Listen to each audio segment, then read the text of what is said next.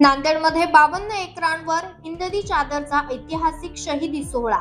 शीख धर्माचे 9वे गुरु हिंदवी चादर श्री गुरु तेज बहादूर साहिब यांच्या 350व्या शहीदी समागम वर्षानिमित्त नांदेड नगरीत एक भव्य आणि ऐतिहासिक कार्यक्रम आयोजित करण्यात येणार आहे। या पार्श्वभूमीवर माजी मुख्यमंत्री अशोक चव्हाण यांनी प्रशासनाची बैठक घेतली। राज्य शासनाच्या वतीने 24 आणि 25 जानेवारी 2026 रोजी आयोजित करण्यात आलेल्या या सोहळ्याची तयारी अंतिम टप्प्यात आल्याची माहिती अशोक चव्हाण यांनी दिली।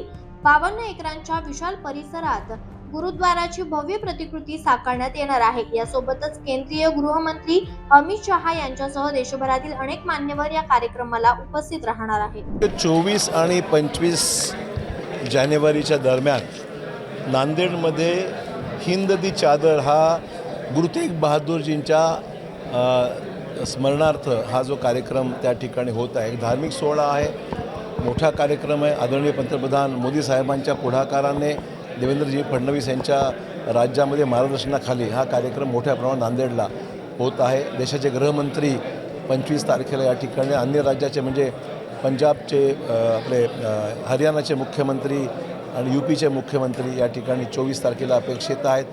गृहमंत्री आणि सन्मान्य मुख्यमंत्री 24 आणि 25, गृहमंत्री 25 तारखेला असा कार्यक्रम अपेक्षित आहे। मोठ्या प्रमाणात लोकांचा सहभाग त्याच्यामध्ये राहणार आहे आणि गुरुतागद्दीचा कार्यक्रम जसा केला होता त्याच पद्धतीने हाही कार्यक्रम फार मोठ्या प्रमाणावर या ठिकाणी होणार। त्याची पूर्वतयारी करता आज आपण या ठिकाणी सर्व नवनिर्वाचित मेंबर्स आहेत, काही कार्यकर्ते आहेत, यांचा त्याच्यामध्ये सहभाग राहावा आणि या कार्यक्रम यशस्वी होणारच आहे। पण त्याला मदत म्हणून आपले सर्व कार्यकर्ते राहिले तर लोकांची गैरसोय होऊ नये, लोकांना मदत व्हावी आणि या कार्यक्रमाची भव्यता लक्षात घेता त्यामध्ये लोकांना पूर्ण सहभाग जो होणार आहे। अन्य राज्यातून बरेचसे लोक येणार आहेत, काही 5 विशेष विमाने येणार आहेत, काही 5-6 नवीन रेल्वेज या ठिकाणी विशेष सोडण्यात येणार आहेत। या सगळ्या पार्श्वभूमीवर त्यांचं येणं, त्यांचं राहणं, त्यांना सहभागी करून घेणं, कार्यक्रमाची भव्यता लक्षात घेता मला वाटतं की लोकांचा सहभाग याच्यामध्ये व्हावा।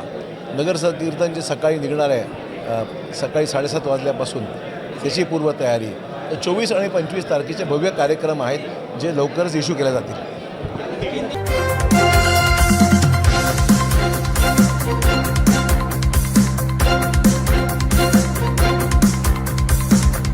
समाज साधना न्यूज, समाजहितासाठी सदैव अग्रेसर।